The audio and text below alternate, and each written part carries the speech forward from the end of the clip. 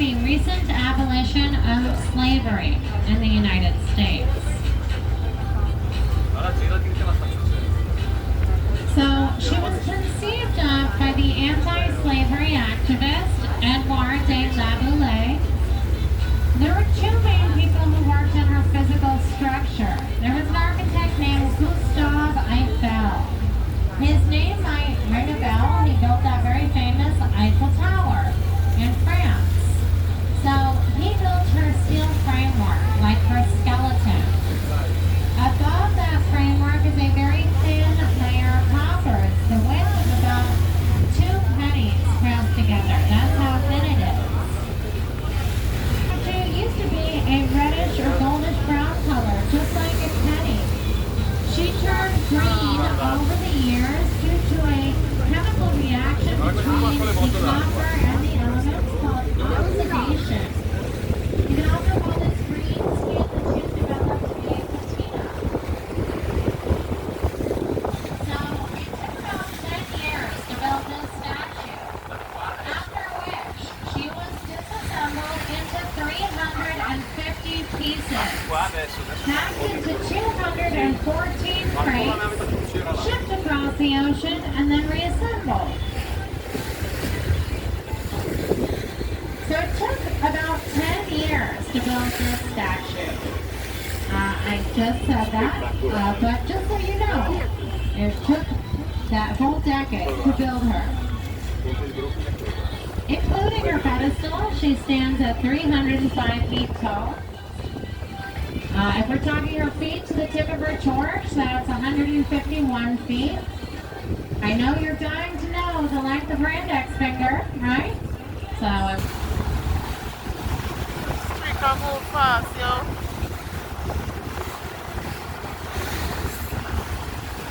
Street not clear.